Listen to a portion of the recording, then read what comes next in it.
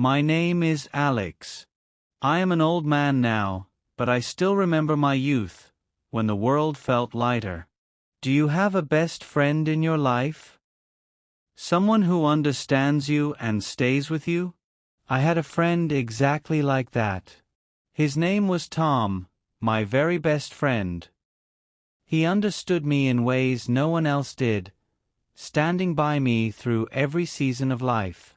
That's what true friendship was. For many years we were always together. We were just like brothers, maybe even closer. We shared all our thoughts and dreams. He knew everything about me, and I knew him. We lived in a small, quiet town. It was not a very big or exciting place. Our houses were very close to each other, so we could see each other every day. We walked the same path to school together. We came back home together every afternoon. We spent all our free time together. Our lives were simple but happy then. Our families did not have much money. We were not rich. We were quite poor. Our fathers worked hard for long hours. We usually wore old clothes, not new ones. We did not have many expensive toys. Sometimes food was not plenty on our tables, but it was okay. We were happy kids. We did not need money for our happiness. We loved playing outside more than anything. We ran and played football in the street. We climbed the tall trees in the nearby park. We would sit under those trees for hours. We told each other many funny stories. We often talked about our future dreams. We promised we would stay best friends forever. We believed nothing could separate us. Tom was such a good friend to me. He had a very kind heart and a great sense of humor. He always knew how to make me laugh. He was very generous. He shared everything. If he had only one apple, he gave me half. He understood my feelings without any words.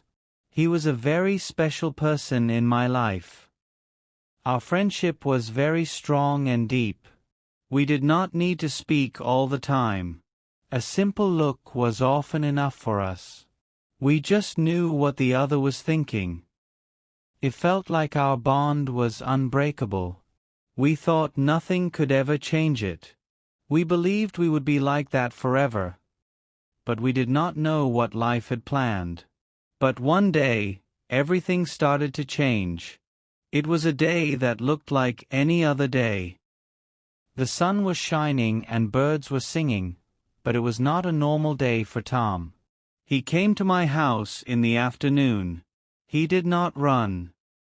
He walked very slowly. His face was very white and he looked worried. I knew something was wrong immediately. He sat down on my steps looking at the ground. He was quiet for a very long time. I waited patiently for him to speak. Finally, he looked up at me. His eyes were full of confusion and sadness. Then he told me the shocking news. He said, "My parents, they told me something today. They told me I am not their real son." I could not believe what I was hearing. It felt like a dream, a strange dream. Tom explained that his parents had adopted him. They found him when he was a tiny baby. They loved him very much, like their own son. But now they told him the truth. He did not know his real mother or father. He felt lost, like he did not know who he was. After that day, Tom became very focused. He wanted to find his biological family. He wanted to know his roots and his story. His parents supported him and helped him search. They looked through papers and made many calls. It was a long and difficult time for him.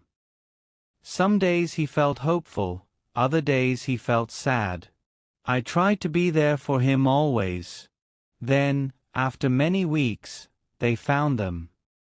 His real family was alive and well, but they did not live near our small town. They lived many miles away in a huge city, and there was another very big surprise for us. His real family was not poor like us. They were incredibly rich. They had a lot of money and a big house. Tom prepared to meet his new family. They sent a big, shiny car to pick him up.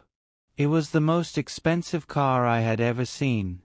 They also sent him new, stylish clothes to wear. He looked so different when he put them on. He hugged me goodbye and promised to call soon. He said, "Nothing will change, my friend." I hoped he was right. Tom returned about a week later, but he was not the same boy who left. He wore very expensive clothes and shoes. He had a new, shiny watch on his arm. He talked non-stop about his rich family. He told me about their giant house with many rooms. He described their garden and their swimming pool. He seemed happy, but he also seemed far away. He brought many new things with him. He showed me electronic games I had never seen before. He had pictures of his new bedroom. It was full of toys and expensive furniture. "My new family gives me anything I want," he said. He started talking about money all the time. He said money was very important. It felt strange to hear him talk like that. His actions started to change too. He did not want to play football anymore. He said his new shoes were too nice to get dirty. He did not want to climb our favorite trees. He said those games were for poor children. His words felt sharp and they hurt me. Started to look down on our simple life. He was not the humble friend I knew. He was always busy with his new life. His rich family often took him on trips. He went to big cities and saw new places. He did not have much time for me now.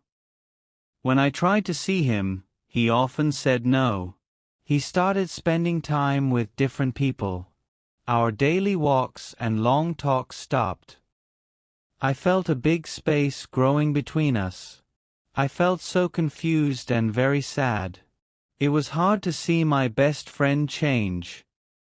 Was this really Tom, or was it someone else?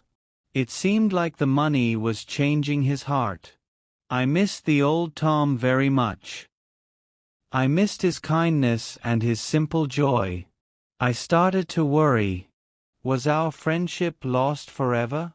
I decided I needed to talk to him. I missed my friend and I wanted him back. I found him near his old house one day. I asked him, "Tom, what is happening to us? Remember our promise to be friends forever?" He looked at me, but his eyes were empty. He said, "We were just kids.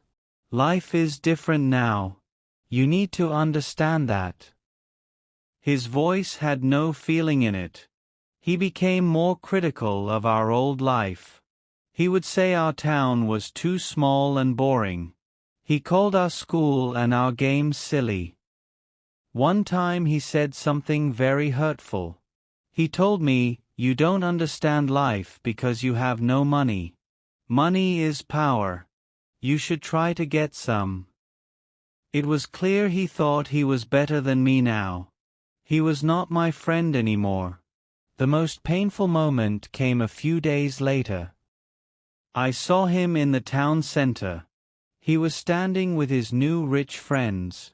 They were all laughing and talking loudly. I felt a little nervous, but I walked towards him. I wanted to say hello, just a simple hello. He saw me coming, but he turned his head and pretended I wasn't there. He completely ignored me in front of everyone. That night I felt a deep pain in my heart. It felt like someone had punched me. My best friend, my brother, acted like a stranger. He was ashamed of me. I thought about all our shared years. All the secrets, all the fun, all the support. Was it all meaningless now because of money? I cried that night. I cried for my lost friend and our broken promise. From that day on I stopped trying. I finally understood the truth. The Tom I knew and loved was gone forever. Money had built a high wall between us.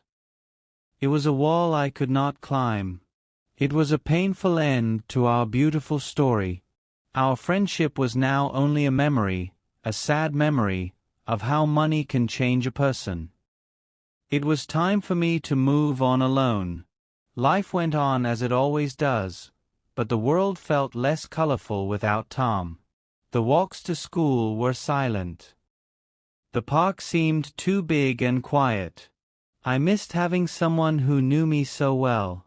It felt like a part of my own history was gone. For a long time there was an empty space where my best friend used to be. It was a strange and lonely feeling. Slowly, I started to build a new life.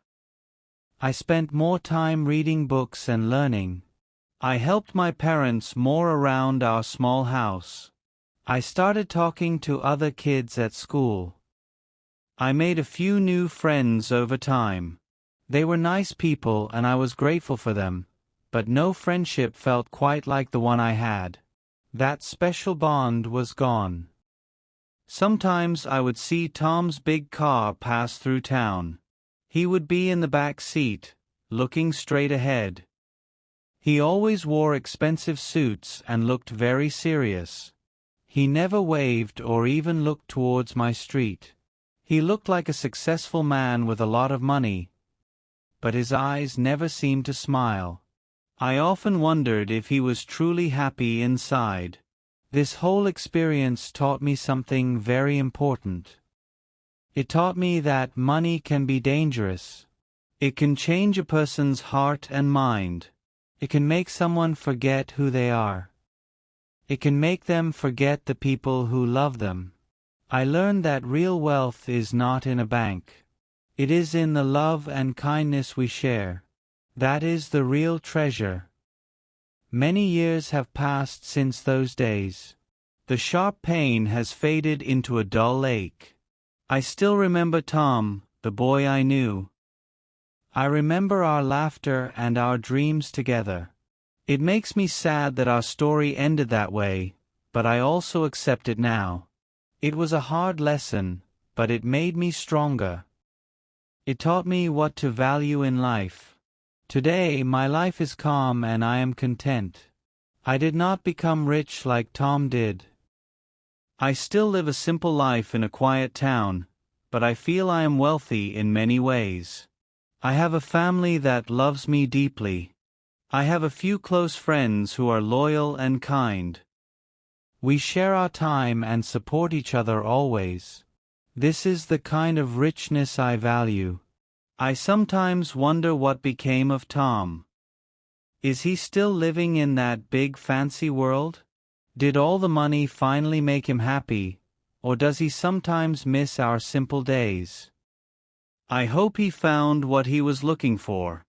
I do not feel anger now, just a soft sadness, a sadness for the wonderful friendship we once shared. This journey taught me a very hard lesson. It taught me that money has great power. It can buy comfort, but it can also build walls. It can change a person's heart completely. I learned that true wealth is not in possessions. It is in the love we give and receive. It is in kindness, understanding, and real human connection.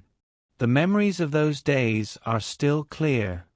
I remember the sunshine and our endless laughter. I remember our promises under the old trees. I also remember the pain of seeing him change. These memories, both good and bad, shaped me. They taught me to cherish genuine relationships. They taught me to look beyond the surface. So this is the story of my lost friend. It is a tale of how money can change a life. But it is also a story of finding strength. It shows that even when we lose something dear, we learn. We learn what truly matters in this world, and we carry those lessons with us, always.